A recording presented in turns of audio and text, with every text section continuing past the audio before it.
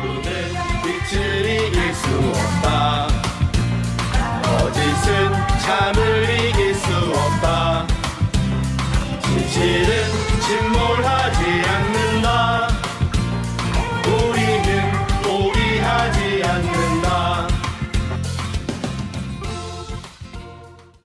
在日ラジオパケスト系放送局第84回目の放送を始めたいと思います。第1部は日本のメディアが伝えない週刊韓国ニュース。このプログラムは在日ラジオパケスト系放送局と日本のメディアが伝えない週刊韓国ニュースのコラボレーションで今週もお届けいたします。はい、何週ぶりですかね。はい、本日も、サラミ西田さんがお越しになっています。はい、よろしくお願いします。スタジオでやるのは、補欠選挙の4月7日の補欠選挙の前以来ですね。いや、久しぶりですね。はい。先週は何のイベントに参加されたんですか？朝鮮学校の集まりの方たちのイベントで、どうしてもやっぱりほらコロナの状況どうなるか分からなかったから、会っておきたいなっていう人たちがたくさんいたんですよね。そうですか。はい。それでコロナでね、今週は都内でも何でしたっけ、お酒全面禁止でしたっけ、確か飲食店私都内の人間じゃないから分かんないんですよね。でもかなりもう厳しい、非常事態宣言、解除して1ヶ月でまた出すっていうね、もう何の政策もない感じですよね。増えれば非常事態宣言出す、減れば解除するって。私今でもそのオリンピックやるとか言ってんの私にその感覚を信じられないんですよね。もうブラックジョークじゃないですか。本当もうブラックジョークこの状態でできないでしょ、どう考えたって。選手も日本人が半分以上とかじゃないですか、メダル取りばっかり。そうだから本当に日本人のためのオリンピックになる可能性はありますよね。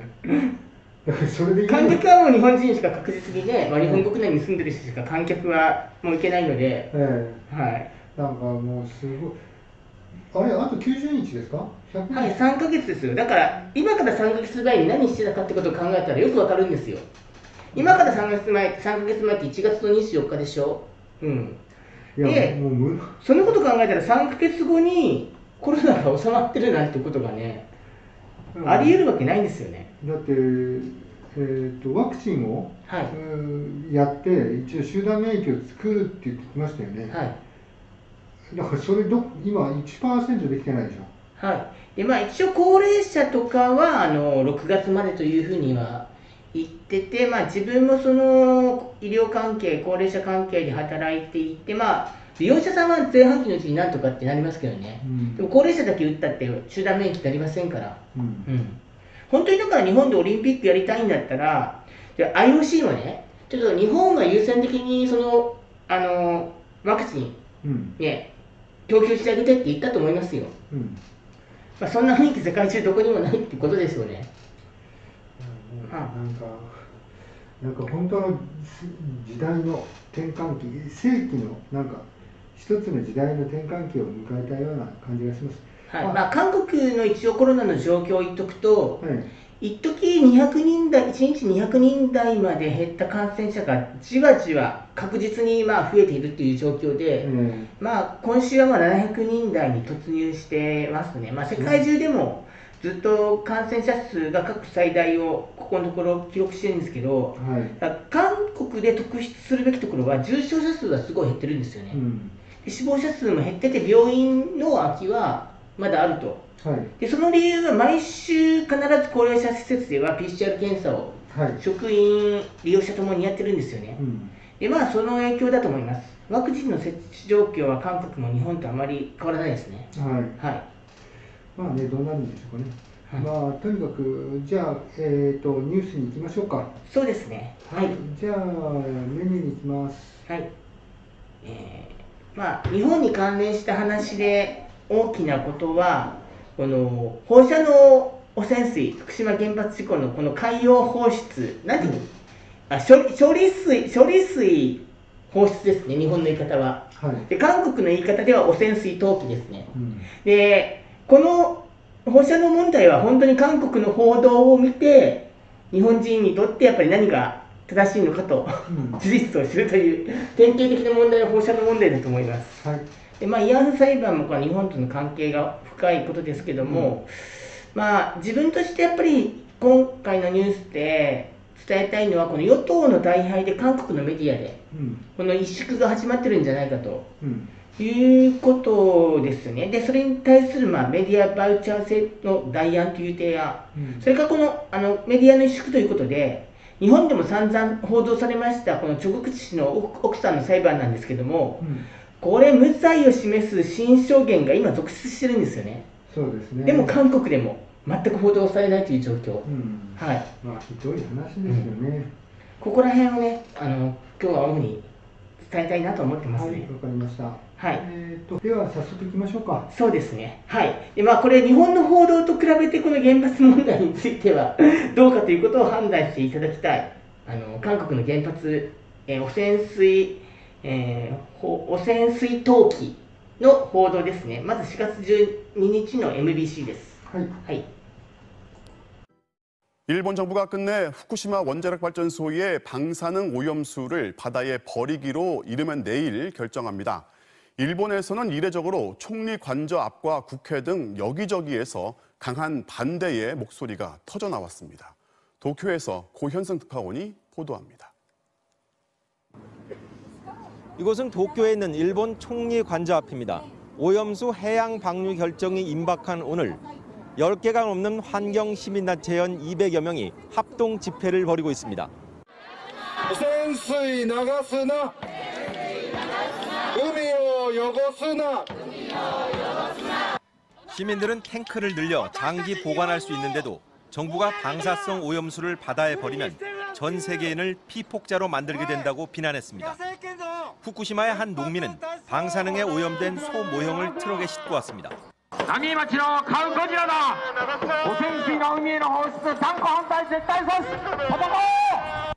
원전 사고 후 10년째 피난 생활 중인 또 다른 후쿠시마 주민은 후쿠시마 부흥을 내세워온 정부가 거꾸로 부흥을 방해한다며 목소리를 높였습니다. 加害者の国がさらに加害を増やすという、これは暴挙です。国民に対するテロリストですよ。さっさとやめろ。 환경단체들은 전 세계 88개국 6만 4천여 명의 반대 서명을 모아 경제 산업성에 전달했고 긴급 기자회견을 열었습니다.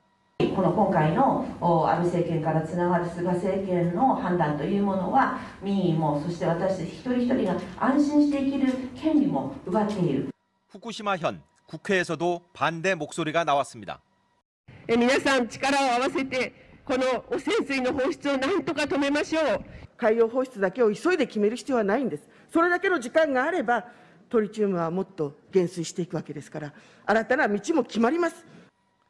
하지만 스가 총리는 다시 한번 방류 방침을 확인했습니다. これまでの議論を踏まえた上で近日中にその方針を決定したいと思っています。 후쿠시마 제1원전의 방사능 오염수는 약 125만 톤.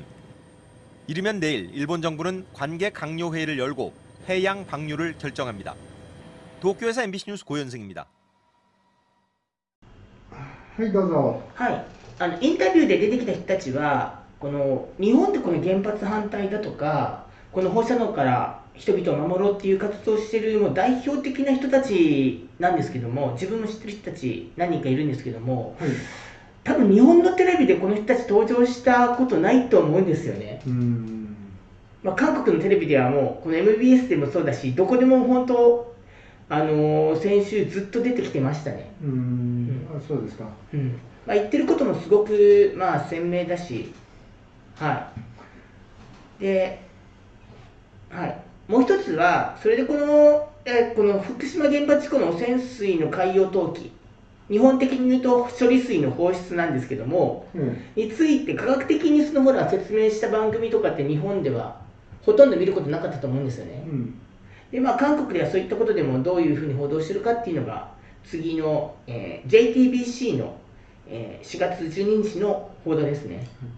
ちなみに私の友人が茨城に住んでて、今うちのところに働きに来てるんですけど、その友人曰く福島原発で働いてる人、うちらはいつも、捨ててるよって汚染水いつも捨ててるよって言ってましたって。はい、まあ、全部は止められないんですよ。だから肝心なやっぱりほら、この原子炉の中を冷やすしかないじゃないですか。で、その冷やした要するに核燃料と接触した水ですよ。これに関してはなるべくやっぱり保管するってことでやってたんですよね。はい、投棄しちゃいけないものもね、4号機の裏かなんかからね、川が流してるんですって。自分ずいぶん捨てたって言ってたらしいですから、現実にはもうすでにやってるだからもうやってるんですよ、もう、まあそういうことはね、だけど表に出てこないですからね、こんなのはね。はい。じゃあニュースいきます。지금 우리 정부는 국제해양법 재판으로 가는 걸 검토하고 있는데 실제로 얼마나 걸리고 또 승사는 어느 정도인지 핵심만 짚어보겠습니다. 국제해양법 전문가입니다. 제주대학교 법학전문대학원의 최지연 교수가 연결돼 있습니다. 교수님 나와 계시죠? 예, 안녕하세요. 제주대학교 최지연입니다. 예, 안녕하세요. 오늘 문재인 대통령이 잠정 조치를 포함해서 제소를 검토하라고 했습니다. 잠정 조치는 일종의 가처분 신청이고 또 본안 소송이 있는데요. 이 두 개의 결과가 나오기까지 각각 얼마나 걸립니까? 일본은 2년 뒤부터 지금 방류하겠다고 했는데요. 예, 일단 지금 말씀하신 거는 유엔 해양법 협약 82년에 체결되고 94년에 발효된 유엔 해양법 협약의 해석 및 적용에 관한 분쟁 사안인데요. 기본적으로 일본하고 한국 사이에 우리나라 사이에 해양법 협약상의 분쟁이 발생하면 중재재판을 통해서 해결하도록 되어 있습니다. 근데 이 중재재판이 결과가 나오기까지는 3, 4년 정도의 시간이 걸리고요. 그리고 이게 처음으로 소송을 하겠다고 우리가 소장을 제시하는 순간부터 중재재판부 중재관들을 또 저희가 구성해야 됩니다. 그게 또 상당한 시일이 걸리기 때문에 유엔 해양법 협약은 이와 같이 좀 즉시적인 대응이 필요한 사안 같으면 중재재판부 구성을 기다리지 말고 국제해양법 재판소가 잠정 조치를 예외적으로 좀 내릴 수 있는 관할권이 있다라고 얘기를 하고 있습니다. 그래서 중재재판부가 결론을 내리기까지 3, 4년 전까지 국제해양법 재판소가 필요하다면 긴급하다면 잠정 조치를 내릴 수 있죠. 그러면 이제 우리가 잠정 조치를 국제해양법 재판소에 신청했을 때 한국하고 일본이 서로 간에 국제해양법재판소 앞에서 협의를 할 것이고요. 그때 일본이 정말 2년 뒤에는 우리는 무조건 방류하겠다라고 하면 재판부로서는 뭐 2년 소송이 결과가 나오기 전에 일본이 방류하겠다는 태도를 보이면 그에 대해서는 잠정 조치를 통해서 일단 본안 소송의 결과가 나오기 전까지는 방류를 하지 말아라 이런 잠정 조치를 내릴 수가 있는 것이죠. 예. 잠정 조치가 나오기까지는 당장 내일 말씀하십시오. 예, 잠정 조치가 나오기까지는 그러면 얼마나 걸립니까? 잠정 조치 내용이 무엇이냐에 따라서 달라지는데 뭐 가정을 해보자면 뭐 일본이 계획을 바꿔서 당장이라도 내일 원자력 오염수를 방류하겠다고 얘기하면 우리는 하루만 해도 잠정 조치 신청을 할 수 있고 재판부는 하루만 해도 결론을 내려줄 수 있는 게 잠정 조치입니다. 네. 그럼 지금 입장에서는 일단 잠정 조치에 주목을 해봐야 될 것 같은데요. 그런데 지금 한국 정부로서는 만약에 잠정 조치에서 한국의 요구를 받아주지 않으면 그렇게 되면 일본의 논리를 또 정당화시켜주는 것 아니냐 이런 우려가 나올 수가 있는데요. 승사는 어느 정도입니까? 예. 충분히 저는 나올 수 있는 우려라고 보고요. 또 저희가 잠정 조치에서 질 수도 있죠. 근데 잠정 조치라는 것이 그 심사 단계에서 본안에 관한 부분은 전혀 고려하지 않습니다. 잠정 조치를 내릴 긴급성이 있는 것이냐, 그리고 막대한 손해, 회복 불가능한 손해가 있느냐만을 가지고 보기 때문에 잠정 조치 이 요건에 해당하지 않으면, 부합하지 않으면 잠정 조치는 내려지지 않고요. 그런데 잠정 조치가 내려지지 않는다고 해서 본안에서 불리하게 작용할 것이냐? 전혀 그렇지 않습니다. 법리상으로는 잠정 조치 판단은 본안 판단에 어떠한 법적 영향도 미치지 않습니다. 그런데 지금 이 사건 상당히 어마어마한 양의, 그리고 언제 어느 정도의 양을 배출할지도 모르는 양의 원자력 오염수를 국제 공공재인 해양에 그냥 투기하겠다, 버리겠다라고 하는 사안에서 과연 우리나라한테 불리한, 우리나라가 신청한 사항에 불리한 그런 결론이 나올지는 저는 그러지는 않을 것이라고 보고요. 상당히 우리한테 유리한 잠정 조치가 나올 것으로 저는 예상합니다. 일단 그러면 잠정 조치는 승산이 있다라는 게 지금 교수님의 생각이신데요. 그러면 전체적으로 봤을 때 이번 사안은 어떻게든 국제해양법 재판으로 가는 게 맞다라고 보시는 거죠? 저는 세 가지 측면에서 저희에게 상당히 유리한 지점이 있다고 생각이 되고요. 물론 국제 문제를 해결하는데 이 국제재판이 만능의 도구는 아니지만 이 사건을 우리가 유엔 해양법 협약상의 재판 절차에 가져간다면 첫 번째로는 이 사건의 의미를 완전히 다르게 국제사회에 제시할 수가 있고요. 이전까지는 좀 국제사회에서 많은 그 주목을 받지 못하던 사건이었다면 우리가 국제재판을 제기함으로 인해서 국제적인 여론도 환기될 것이고요. 그리고 이 문제가 국제공공지라고 하시는 해양에 엄청나게 큰 해악을 미칠 수 있는 사건이라는 게 국제 여론을 통해서 더욱더 환기될 것이기 때문에 우리에게 상당히 유리할 것이라고 생각이 되고요. 그다음에 우리가 소송을 제기하겠다고 얘기하는 순간부터 일본은 우리를 대하는 태도가 달라질 것이라고 저는 예상합니다. 국제재판이 중요한 게 해당 분쟁을 얼마나 평화적으로 해결하냐인데 일본이 지금 언론 보도에 따르면 아나무인격으로 아무런 정보도 주지 않았다는 것인데 소송이 제기하겠다고 말하는 순간부터는 상당히 협조적인 태도로 나올 가능성이 많습니다. 만약에 계속해서 협조를 하지 않는다면 자기들이 본안에서 질릴 가능성이 많기 때문이죠. 그리고 이 사건은 기본적으로 우리나라와 일본의 국가적 개별 이익이 충돌하는 사안이라기보다는 우리나라는 국제 공동체 전체의 이익을 대변해서 해양의 환경 보호를 보호하기 위해서 우리가 소송을 제기하는 상황이고 일본은 개별 국가의 이익만 보호하겠다는 상황이기 때문에 우리가 소송을 제기하는 순간부터는 이 사건의 본질이 국가 대 국가의 권익 충돌이 아니라 국제 공동체 전체의 권익과 한 국가의 권익 충돌 문제로 이렇게 변질될 가능성이 저는 많다고 봅니다. 그래서 가장 중요한 부분은 얼마나 많은 그 오염량이 있는지 그리고 얼마나 심각한 영향을 해양에 미칠 수 있는지를 저희가 제시하는 것들이 이 사안의 관건이라고 생각이 됩니다. 알겠습니다. 국제해양법 전문가인 제주대학교 법학전문대학원의 최주연 교수였습니다. 감사합니다. 감사합니다. はいどうぞ。はい、ちょっと長かったんですけどもね、国際法的に、海洋法的にしっかり報道する番組を日本で見た方いるでしょうかという意味でちょっと見てて長かったけど見ていただいたんですよ。で国際法的に見るとどうなりますかということで、日本の報道はもうアメリカが日本を支持してるから国際法的にも日本が有利なんだみたいな報道しかしないですよね。でも訴えられたら、かなり不利になるんじゃないかというふうな韓国の報道です。でその法的なこういう、法的にしっかり精査する番組も韓国ではこの福島原発事故問題で多いし、で科学的にもかなりやっぱり精査する番組も多いんですよね。で日本でよく言ってる、政府が言ってマスコミが言ってる薄めて捨てるんですよっていう話なんですけども、薄めようか捨てる放射能の総量は変わらないんですよ。もう当たり前なんですけど。あと官房長官が記者会見で中国、台湾、韓国もトリチウムを海洋放出してると言ったんですよね。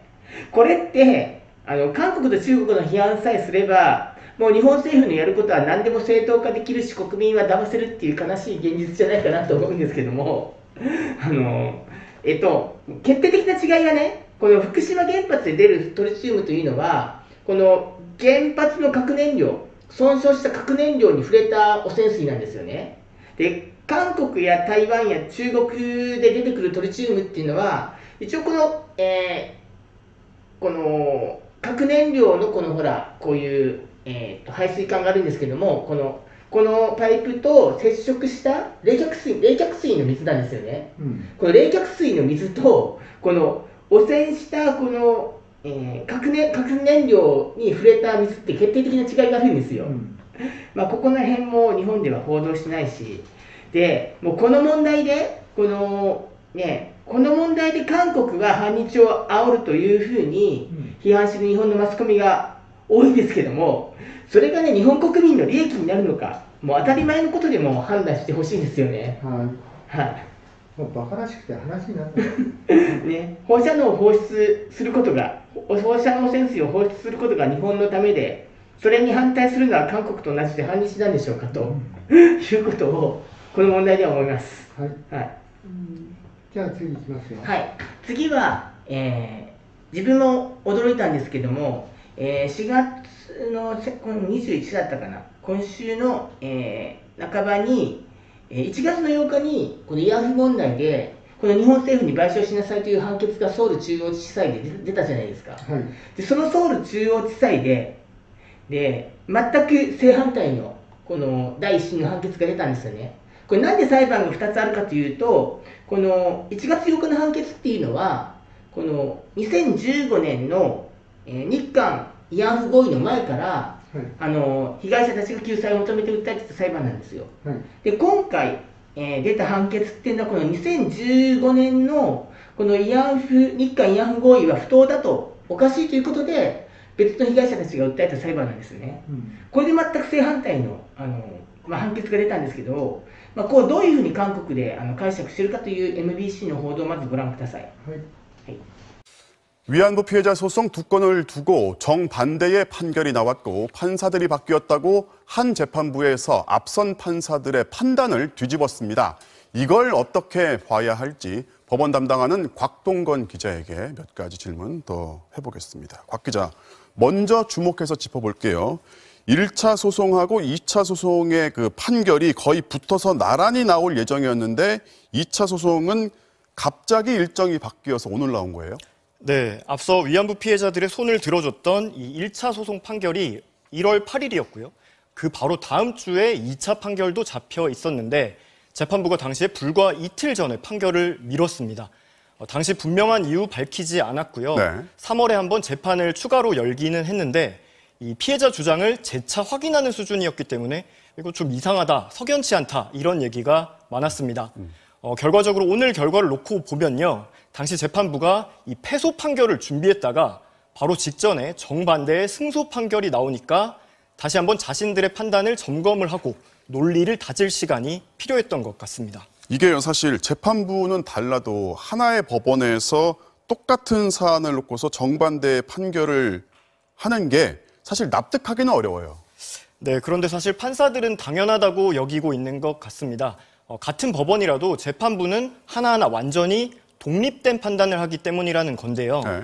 1심에서 다양한 판단들이 나오고 2심 그리고 대법원을 거치면서 정리가 되는 게 이게 정상이다 이런 논리인데 물론 이건 판사들 얘기입니다. 재판부에 따라서 판결이 180도 달라지니까 시민들이 보기에는 당혹스러운 게 사실일 겁니다. 그렇죠. 당연히 가장 놀란 건 당사자들이겠죠. 오늘 이용수 할머니는 법정을 뛰쳐나간 직후에 울먹이면서 당혹감을 감추지 못했습니다. 특히 1차 소송권 같은 경우는 재판부도 같은데 이제 판사들이 바뀌면서 그 판단 내용이 앞선 판단 내용이 훼손이 됐어요. 그리고 배상하라는 판결을 내려놓고 실제 배상하기는 어려워진 거예요. 네. 사실 전임 재판부를 마치 자기 부정이라도 하는 듯한 이 결정문, 법원에서도 이건 좀 이례적이다 이런 말이 나오는데요. 근데 그렇다고 해서 배상이 완전히 불가능해진 건 아닙니다. 네. 이 결정은 이 소송 비용에 한정된 거기 때문에 위자료에까지 그대로 적용되지는 않습니다. 네. 앞으로 위자료, 그러니까 배상을 받기 위한 법적 절차는 그때그때 또 다른 재판부가 다시 독립적으로 판단을 합니다. 다만 앞서서 승소했던 미쓰비시 중공업 강제 동원 피해자들이 이 강제 집행을 진행을 하고 있는데요. 여기도 2년째 큰 진전이 없습니다. 앞서서 1월 달에 승소한 위안부 피해자들도 앞으로의 과정이 순탄하지만은 않을 것 같습니다. 네, 곽동건 기자 잘 들었습니다. はいどうぞ。はい。今週のこの4月の21日にこの出た原告被害者の敗訴判決というのは、本来はこの1月8日にこの被害者側勝利で出た日本に賠償が出た判決の5日後の1月13日に出る予定だったんですよね。はい。これがもう延期されたということで、僕もですね、多分敗訴の判決を書いてて、これを勝利の判決に書き換えてるんじゃないかなと思ってました。残念ながら僕の予想は本当外れたんですけども、ただね、この本当残念なのはこの1月8日に出た被害者側勝利、日本敗訴の判決こそ、これまで救済されなかったこの外国の国家によるこの人道上の罪の被害者の人たちが救済される新しいこの世界的な被害者救済の道を開いたのが1月8日の判決だったんですよね。はい。でこれがひっくり返ったといういいのかな。非常に残念で、この日本政府がこの国際法違反だというふうにわめいているこの主権免除というのは、国家はこのね、裁判受けないっていうのは、これ19世紀の原則で、この現在はこの深刻な人権侵害等では適用してはならないというふうに、国際社会も変わってきたし、で、それはもうその流れを決定するっていうのがこの1月8日の判決だったんですよね。まあその点では非常に残念なんですけども、この今回の判決の中身、僕、詳しく読んだんですけども、かなり難しいです。ていうかもう論理を本当こねくり回してるんで、かなり難しいです。ただ一点だけ言うと、このね、1月8日の、判決では、この日本と韓国はこの慰安婦問題が発生した当時、戦争中ではなかったということを強調してるんですよ。これはなぜかっていうと、このイタリアとドイツとの間で、このイタリアの強制労働の被害者がドイツ政府を訴えたっていうのがあったんですけども、でこれがこのほら結局国家免除、主権免除が適用されて、この被害者側敗訴になるんですよね。この時の論理っていうのは戦争中だったっていう論理なんですよ。もう戦争中はこの主権免除を適用できるって話ですね。まあこれ多分戦争中にこのほら、戦争中の人権侵害について、いちいちこの裁判を起こされたのも戦争するのにたまらないっていう国際社会の、国際的な大国の論理が勝っちゃったからだと思うんですけども、で、ただ今回の判決を見ると、一点だけ言うと、この日本が勝ったという判決では、このね、日本と韓国が戦争中ではなかったということについて、判断を避けてるんですよ。で、これだから日本と韓国がもう戦争中であったともなかったとも言ってないんですね。だからこれを、要するに、戦争中であったと、日本と韓国が戦争中であったとか、ゲリラとかがあったというふうに判定したら、この日本の植民地支配が、やっぱり不当だったっていうふうに認めるのと同じじゃないですか。っていうのでね、もうかなりそこは避けた判断ですけど、かなり変なね、玉虫色のすごい難しい判決ですね。非常に読むのが難解な。はい。そういった内容です。なんですかね、最初から、無罪ありきだったんでしょう。この裁判官たちが、そういう人たちが担当したんですよね。三権分立なんてもうありえないんですよ。パク・クネ大統領が弾劾された時の大法院長がヤン・スンテっていう大法院長、それは一度捕まって今出てきてますけど、仮釈で出てきてますけど、結局そのラインがそのまま残ってますからね。そのラインはもう一方的にそのヤン・スンテ大法院がやってた時の判決を踏襲するんで、もうこの最初からもう無罪、負けに、慰安婦側の負けを最初から決めてたんじゃないかと思いますね。ヤン・スンテというのはこのね、一番このほら、この大法院判決で、この日本に対する賠償命令を出させないようにっていうふうにやった裁判官なんですよね。でも韓国のこの腐敗のもう象徴するような、司法の腐敗を象徴するような人物なんですけども、で今回のことで、他の、検察のことでもそうなんですけども、検察、裁判官、あと財閥、マスコミもそうなんですけども、やっぱこのキャンドル革命という、民主革命があったじゃないですか、4年前に。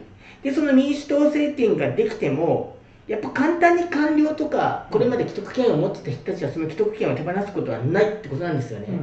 でその人たちの既得権をやっぱり何とかして、この剥奪するためには、剥奪してやっぱ改革をするためには、本当民主の革命が継続する必要があるっていうのは、すごい今の韓国の状況は物語ってるんじゃないかなと思いますね。いいやついきますよ。次はですね、このマスコミです。その前ですね、4月7日の補欠選挙で当選した、この保守野党国民の力のソウル・プサン市長が大統領府を表敬訪問したんですよね。それは当然のその恒例行事なんですけど、そこでイ・ミョンバク、パク・クネ2人の大統領の恩赦を大統領に要請したというニュースですね。비공개 오찬 자리에선 두 시장의 건의가 이어졌습니다. 특히 박형준 부산시장은 최고 시민인 이명박, 박근혜 두 전직 대통령의 수감이 마음 아프다며 사면을 건의했고 오세훈 서울시장도 함께 거들었습니다. 전직 대통령들이 어쨌든 한때는 국민을 대표했던 그 최고 시민들인데 국민 통합 차원에서 저희를 부른 것이니까. 이에 대해 문 대통령은 두 전직 대통령의 수감은 안타까운 일이라면서도 국민 공감대를 생각하지 않을 수 없고 통합에 도움이 되도록 해야 한다고 답했습니다. 청와대 고위 관계자는 동의나 거절은 아니라면서 대통령이 사면권을 절제해 사용해온 만큼 개인적으로 결정할 일이 아니라는 뜻이라고 설명했습니다. 오세훈 서울시장은 재건축 규제 완화를 요구하며 문 대통령에게 노후 아파트 현장을 방문해달라고 건의하기도 했습니다. 절박한 재건축을 필요로 하는 현장, 대표적으로 여의도 시범 아파트를 특정해서 꼭 한번 직접 방문을 해주셨으면 좋겠다. 문 대통령은 재건축이 쉬워지면 아파트값 상승을 부추길 수 있다고 우려하면서도 시장만 안정되면 민간 재개발도 얼마든지 가능하다고 호응하며 더 협의하도록 하겠다고 답했습니다. 이번 오찬과 관련해 한 배석자는 두 시장이 내내 예의를 갖추는 등 예상보다 분위기가 좋았다고 전했습니다. MBC 뉴스 엄지인입니다. はいどうぞ。はい。犯罪を犯して収監されている元大統領に対して最高市民というふうに表現したっていうのが、どうなのかなと思うんですけどね。で、一応ね、これに対してその国民の力の若手の議員からも党の決定ではないという、批判めいた声は上がっているんですよ。ただこうやって本性を見せてくれることはいいのかなとは思います。はい、でもう一つはこのアパート問題なんですけども、このオセフンソウル市長が選挙中の公約でこの老朽マンションは民間の再開発をどんどんやっていくんだという政策を出したんですよね。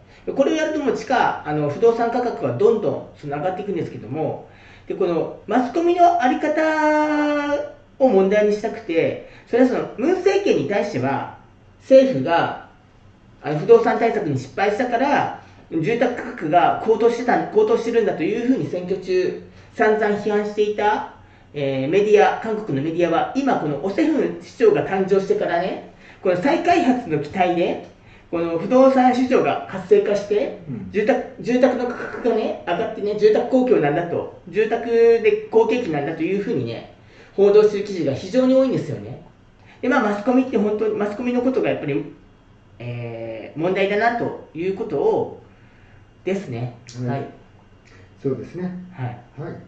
不動産はマスコミが植えてるようなもんですからね。そうですね。でも本当に不動産問題でね、もうやっても問題ないんじゃないかなと思うのは、マスコミの持ってるこの住宅、高級住宅かなり多いと思うんですよ。保守メディアの持ってる。あと広告収入の朝鮮日報の広告収入の第1位はこの不動産関係なので、それを本当政府のこの調査の後ちゃんと発表するのも面白いんじゃないかなと思うんですよね。マスコミは弾圧だというふうに言うでしょうけどね。はい。はい、じゃあ次のニュースいきましょうか。はい。次のニュースはですね、メディアが萎縮していると。このソウル、プサン両市長で保守派が勝ったということで、このメディアが萎縮して、後半でも取り扱うんですけども、このチョン・リョン氏の教授っていうチョ・グクさんの奥さんですね。はい、奥さんのこの裁判でも決定的な証言がね、このテグの MBC が報道したんですけども、この MBC が全国放送しないっていう問題があるんですよね。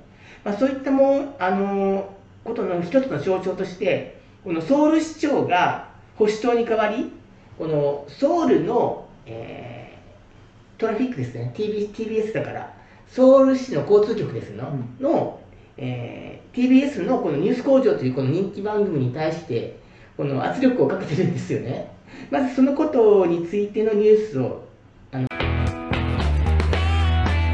국민의힘 미디어 특위 변호사였던 분이 주도하는 모 단체에서 버스에서 뉴스공장을 틀 경우 버스 기사를 고발하겠다는 기자회견을 했습니다. 뉴스공장은 그래서 오늘부터 버스를 직접 운행하시는 기사님들 릴레이 인터뷰를 해보고자 합니다. 오늘 첫 번째 시간입니다. 임동채 기사님 전화 연결되어 있습니다. 안녕하세요. 안녕하세요, 공장장님. 네, 본인 소개 잠깐 부탁드립니다. 예, 저는 시내버스 272번 운행하는 임동관입니다. 면목동에서 명지대 돌아오는 코스를 운행하고 있고요. 예. 시내버스 운행한 지 10년 정도 됩니다. 뉴스공장은 언제부터 매일 듣고 있습니다. 언제부터 들으셨습니까? 예, 첫 방송부터 들었고요. 공장장 낙검서부터 팬이었어요. 직업이 운전이다 보니 교통방송 95.1 채널 고정으로 듣고 있지요. 예, 오전 근무 때는 승객과 함께 듣고 오후 근무 때는 유튜브를 듣곤 하죠. 알겠습니다. 특히 좋아하시는 코너 있으십니까? 예, 뉴스공장에는 최고의 전문가들이 나오잖아요. 다른 방송이 하지 않는 이야기를 들려주고 예. 그걸 정확하게 얘기해줘서 좋아하고요. 따로 공부하지 않아도 뉴스공장만 들으면 짧은 시간에 세상이 어떻게 돌아가는지 알 수 있어서 좋아요. 예. 특히 혹시 좋아하시는 패널 코너, 예. 최백은 교수님 코너를 좋아하는데 최백은 교수님. 뭐 어려운 경제 뉴스를 시원시원하게 설명해줘서 좋고 정세현 장관님은 북한 정세 이야기를 해주시는 것도 좋고 잘 모르던 북한 문제에 대해 바른 시각을 던져줘서 때문에 기다려지고요. 알겠습니다. 그 운영하시면서 이제 아주 크게 켜놓지는 않으실 테고 이제 예, 뭐 뉴스공장 하는 시간대는 아침 출근 등교 시간이잖아요. 예. 대부분 승객들이 각자 이어폰을 끼고 뭐 있어 크게 반응은 있지 않는데 예. 그래도 간혹 들으면서 웃거나 할 때가 있어요. 아무래도 뭐 내가 좋아하는 방송이다 보니 승객들과 한 사람이라도 더 같이 듣고 싶어서 볼륨을 키우기도 하고요. 알겠습니다. 그런데 최근에 모 시민단체에서 뉴스공장 트는 버스 기사들은 고발하겠다고 기자회견을 했어요.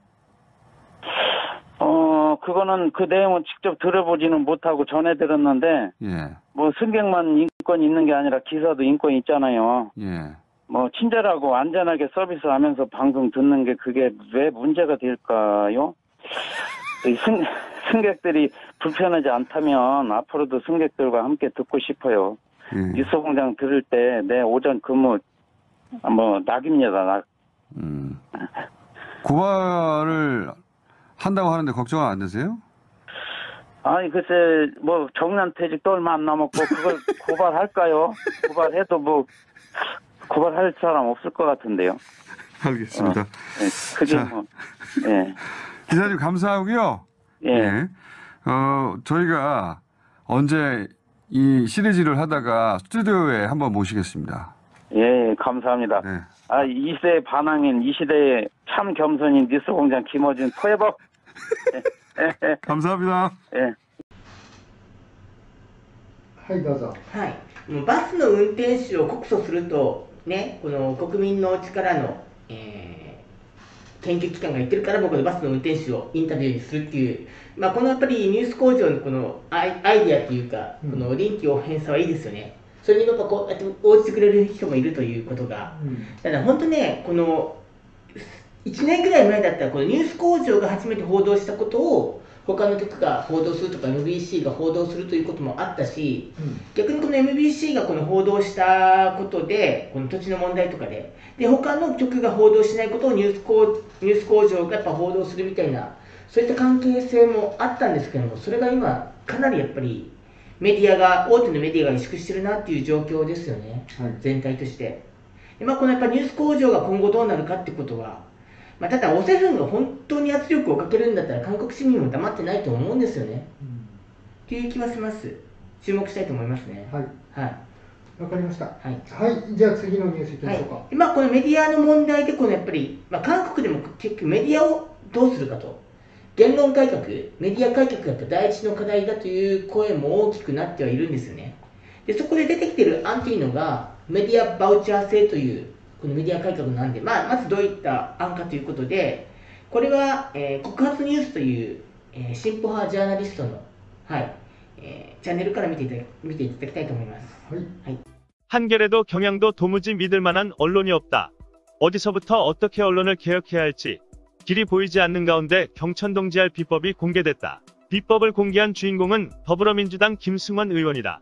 ABC협회와 조선일보 등의 신문 부수 조작 파문이 불거진 가운데 김 의원이 해법으로 미디어 바우처 제도를 제안하고 나섰다. 김 의원은 1일 SNS를 통해 문체부 조사 결과 ABC협회와 조선일보의 신문부수 조작은 사실로 밝혀졌다고 밝히고 공정한 언론, 국민만을 바라보는 언론을 위한 새로운 대안이자 변화의 시작점으로 미디어 바우처 제도 추진을 선언했다. 그는 현재 정부와 공공기관은 언론사 등에게 보조금과 공공광고 등의 비용으로 매년 추산 1조 원에 가까운 비용을 지출하고 있다고 말문을 열었다. 그리고는 미디어 바우처 제도는 위 예산을 국민인 독자에게 매년 3만 원가량의 쿠폰, 즉 바우처로 제공하고 국민들께서 좋은 정보와 지식을 제공한 언론사나 기사 또는 전문 영역 잡지의 바우처를 후원할 수 있도록 하는 제도라고 설명했다.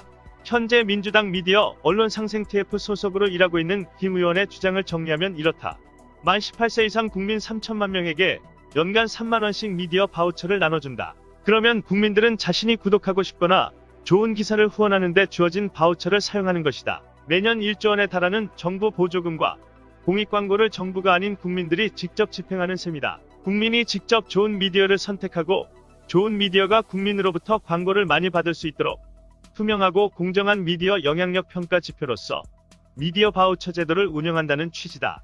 김 의원은 지금까지 언론계에 대한 정부나 공공기관의 보조금이나 광고 등 지원은 주로 ABC협회의 신문부수 조사 결과에 따라 산정되었다며 그러나 조선일보의 신문부수 공사가 조작된 것이 밝혀진 만큼 신뢰성이 떨어졌다며 미디어 바우처 제도의 필요성을 역설했다. 또한 온라인 신문 구독자가 가파르게 증가하는 반면 종이신문 구독자는 끝없이 감소하는 상황이라 짚고는 ABC협회의 신문부수 기준으로는 정부 보조금이나 광고가 기성거대 언론사에 편중되는 바 모든 언론이 공정하게 성장할 수 있도록 환경을 조성해야 한다고 강조했다. 그는 미디어 바우처 제도는 한 번도 걸어보지 않은 길이지만 공정한 언론 생태계를 만들 수 있는 올바른 길이 될 것이라며 앞으로 언론계와 학계, 시민단체 등 많은 분들과 미디어 바우처 제도 연구와 도입에 힘쓰겠다고 밝혔다. 김 의원은 언론개혁과 관련해 포털 개혁의 필요성을 강조하며 미디어 바우처 제도는 신문들이 포털 사이트들의 소나기에서 벗어나게 하는 목표도 있다고 언급했다. 그는 언론학자 및 관계기관들과 협의해서 미디어 바우처 제도가 우리나라 미디어 환경에서 뿌리내릴 수 있도록 이른 시간 안에 입법을 통해 제도화하겠다고 다짐했다. 향후 기득권 언론과 포털의 저항이 만만치 않을 것으로 예상되는 바 조만간 법안이 발의되면 언론개혁 차원에서 광범위한 국민적 지지가 필요할 전망이다. 가장 먼저 열린민주당 최강욱 대표가 힘을 보탰다. 최강욱 대표는 김승원 의원의 해당 글을 페이스북에 공유하고는 국민이 제대로 된 언론에 직접 지원금을 주는 제도의 도입을 적극 찬성하고 지지한다며 동참의 뜻을 명확히 밝혔다. はい、どうぞ。はい。今まで大手のメディア、朝鮮日報とか、そういうところに出していた年間1兆ウォン、1000億円ぐらいのこのお金を廃止して、で国民1人に1人年間3万ウォン、大体3000円ほどのこのメディアバウチャー券を配るんですよね。でこれはほら、メディアに対してだけ使える。どこどこの記事がいいからそこに買いますみたいなバウチャー券ですよね。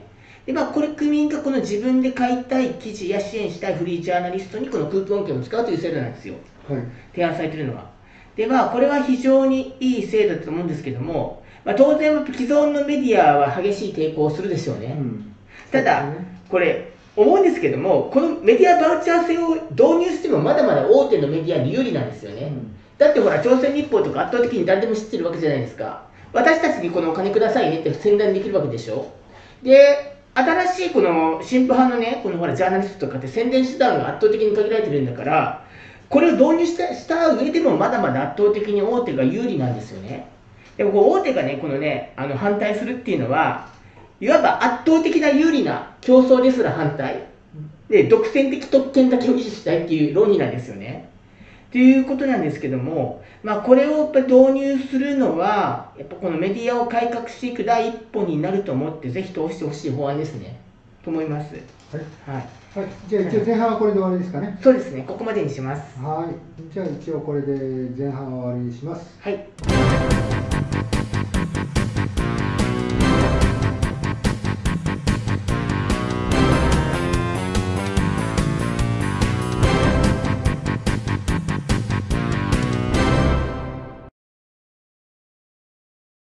見ていただければと思います。